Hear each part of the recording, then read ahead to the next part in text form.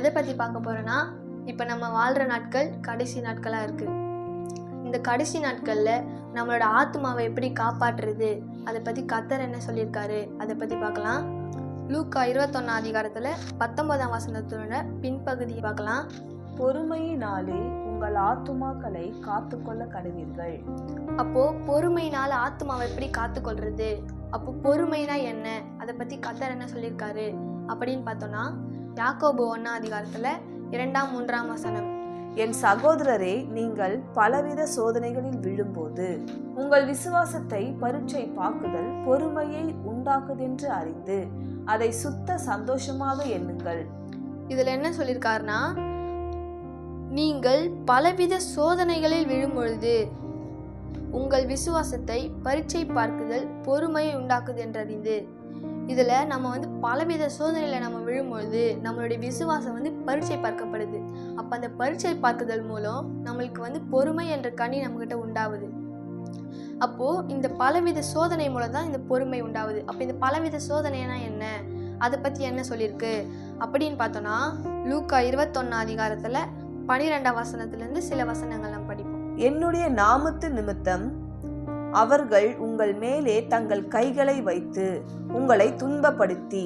இப்போ நம்ம யாக்கோபுல என்ன படித்தோம், பலவித சோதனைகளில் நம்ம விழும்பொழுது விசுவாசத்தை பரீட்சை பார்க்குதல் பொறுமையை உண்டாக்குது.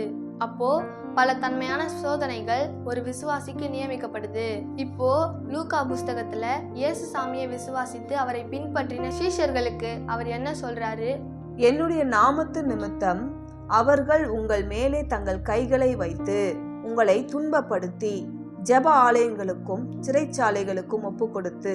அப்போ யாக்கோபுல பார்த்த மாதிரி இயேசப்பா ஒரு சீஷர்களுக்கு சோதனை வரும், அதோட பட்டியல் அது எப்படி வரும் அதை பத்தி இந்த இடத்துல சொல்றாரு. ஜெப ஆலயங்களுக்கும் சிறைச்சாலைகளுக்கும் ஒப்பு கொடுத்து. அப்போ ஃபர்ஸ்ட் என்ன சொல்றாரு, ஜெப ஆலயங்களிலும் சிறைச்சாலைகளிலும் உங்களை துன்பப்படுத்தி ஒப்பு கொடுப்பாங்க. அப்போ சோதனையினுடைய ஒரு தன்மையை ஏசாமி இந்த இடத்துல சுட்டி காட்டுறாரு. அடுத்து, ராஜாக்களுக்கும் துறைகளுக்கும் முன்பாக கொண்டு போவார்கள், ஆனாலும் அது நீங்கள் சாட்சி கொடுக்கும்படிக்கு ஏதுவா இருக்கும். அப்போ ராஜாக்கள் முன்பாகவும் அதிகாரமுள்ள துறைத்தனங்கள் முன்பாகவும் கொண்டு போய் விடுவாங்க அப்படின்னு கர்த்தர் 2வது சோதனையை சொல்றாரு. அடுத்து, ஆகையால் எப்படி மாறுதருவு சொல்லலாம் என்று நீங்கள் முன் கவலைப்படாதிருக்கும்படி உங்கள் மனதை திடப்படுத்துங்கள். அப்போ இப்படிப்பட்ட சூழ்நிலையில நம்மளுக்கு முன்னாடி இருக்கக்கிட்ட என்ன பேசுவோம் என்ன சொல்லுவோம் அதை பத்தி கவலைப்பட வேணாம், கவலைப்படாதிருந்து. அப்போ அப்படி கவலைப்படாம இருந்து உங்களோட மனசை திடப்படுத்துங்கன்னு இந்த இடத்துல சொல்றாரு. அப்போ திடன் அற்று போற சூழ்நிலையில அங்க இருக்கும். அடுத்து, நானே உங்களுக்கு தகுதியான பேச்சையும் ஞானத்தையும் கொடுப்பேன், உங்கள் எதிராளி யாவரும் அதற்கு விரோதமாய் பேசவும் எதிர்த்து நிற்கவும் மாட்டார்கள். அப்போ அப்படிப்பட்ட ஒரு உபத்திரவம் நிறைந்த காலத்துல நம்ம என்ன பேசணும், நம்ம எப்படி நடந்துக்கணும் என்ற அந்த வார்த்தைகளை கர்த்தரே கொடுப்பதாக அந்த இடத்துல சொல்லப்படுது.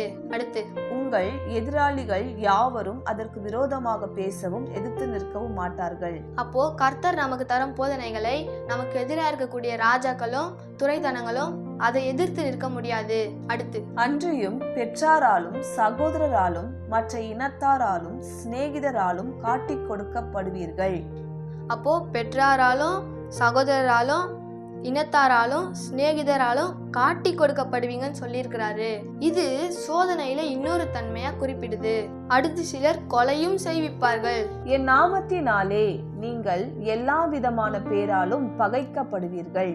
கர்த்தருடைய நாமத்தின் நிமித்தம் எல்லாராலும் பகைக்கப்படுவீங்கன்னு சொல்லப்பட்டிருக்கு.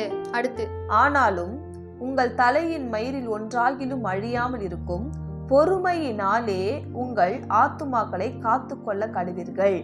அந்த சூழ்நிலையிலும் நம்மளோட தலையில இருக்கிற ஒரு முடியாகிலும் அழிந்து போவாதுன்னு என்று கர்த்தர் வாக்குத்தை தந்திருக்காரு. இந்த சூழ்நிலையில நம்ம திடனற்று போகாம விசுவாசத்துல நிற்கும் பொழுது அப்பதான் பொறுமையினாலே உங்கள் ஆத்துமாக்களை காத்து கொள்ள கடவீர்கள் சொல்லியிருக்காரு. அப்போ 12ஆம் வசனத்திலிருந்து 19ஆம் வசனம் வரைக்கும் பலவிதமான சோதனைகளை பற்றி குறிப்பிடப்பட்டிருக்கு. அப்போ இந்த சோதனையில தளராம நம்ம பெற்றுக்கொண்ட விசுவாசத்துல நிற்கும் பொழுது நமக்குள்ள அந்த பொறுமை என்ற கனி வெளிப்படுது. அந்த பொறுமை வெளிப்படும் பொழுது நாம் எந்த சூழ்நிலையிலும் அவரோட வார்த்தையை மறுதலியாமல் நின்றது நிமித்தம் நம்முடைய ஆத்துமா காக்கப்படும் என்பதாக கர்த்தர் சொல்லியிருக்காரு. அப்போ இப்படிப்பட்ட சூழ்நிலை இருக்கும் பொழுது, இப்படிப்பட்ட போதனைகளை கர்த்தர் நமக்கு போதித்திருக்கும் பொழுது, நாம் வாழ்றது ஒருவேளை கடைசி நாட்களா இருக்குமானால் நம்முடைய ஆத்துமாவை நாம் காத்து கொள்ளத்தக்கதாக நாம் எப்படிப்பட்ட ஆயத்தமுள்ளவர்களா இருக்கிறோம் என்பதை சிந்தித்து பார்க்க வேண்டியது மிக மிக அவசியமா இருக்கு. ஏன்னா நமக்கு நேராக கொடுக்கப்பட்டுள்ள கர்த்தருடைய வார்த்தை எந்த அளவுக்கு நாம் அதை பெற்று அதை உணர்ந்து அதை நம் வாழ்க்கையாக்கி அதில் நாம் நடந்து கொண்டிருக்கிறோம் என்பதை நாம் சிந்தித்து பார்க்கணும். ஒருவேளை நம்ம அதுல நடக்கிறவர்களாக இருந்தால் நம்மையும் வேதத்தில் சொல்லப்பட்டபடியே அவர்களுடைய வசனத்தை விசுவாசித்து நடக்கிறவர்களாகிய நம்மையும் நம்முடைய விசுவாசத்தை பரீட்சிக்கும்படி இந்த கடைசி நாட்கள் என்ற நிலையில நம்முடைய விசுவாசம் சோதிக்கப்படத்தக்கதாக பலவிதமான சோதனைகள் நேரிடக்கூடும். ஒருவேளை அப்படி நேரிட்டால் நாம் அதை சகித்து திடனாக கர்த்தருக்கென்று நம்ம வைராக்கியமாக நிற்கத்தக்கதாக நாம் வேறொன்று இருக்கிறோமா என்பதை நிதானித்து சிந்தித்து பார்க்க வேண்டியது அவசியமா இருக்கு. ஒருவேளை நாம் ஆயத்தம் இல்லாத பட்சத்தில், ஆண்டவருடைய வார்த்தையை நிலைத்திராத பட்சத்தில், உபத்திரவம் நம்மை நோக்கி வரும்பொழுது நம்முடைய விசுவாசம் நம்முடைய நம்பிக்கை கர்த்தருக்குள் இல்லாத பட்சத்தில் தடுமாறி அந்த சோதனைகள்ல விழ நேரிடும். ஒருவேளை விழ நேரிட்டால் நம்முடைய ஆத்துமம் காக்கப்பட வாய்ப்பில்லை.